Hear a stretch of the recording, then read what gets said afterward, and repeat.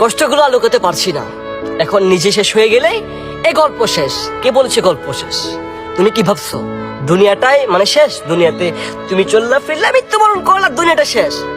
না, দুনিয়া শেষ না। তুমি শুরু দেখেছো, এখনো শেষ দেখো নাই। তোমার শেষ হবে আখিরাতে, আল্লাহ তাআলার কাঠগড়ায়, আল্লাহ তাআলার হাসরের ময়দানে পাই পাই করে হিসাব নিবে আল্লাহ তাআলা। তুমি কি ভাবছো করতেছো, চলতেছো, ফিরতেছো, শেষ চলে যাচ্ছে দুনিয়াটা, আমার জীবন এখানে শেষ? না, এটা তো পরীক্ষার স্থল, এটা কোনো মূল আসল জায়গা নয়। তোমার আসল জায়গা হচ্ছে আখিরাত। তুমি দুনিয়া দেখেছো, তবে আখিরাত দেখোনি। তুমি কবর দেখেছো, তবে কবরের আযাব দেখোনি।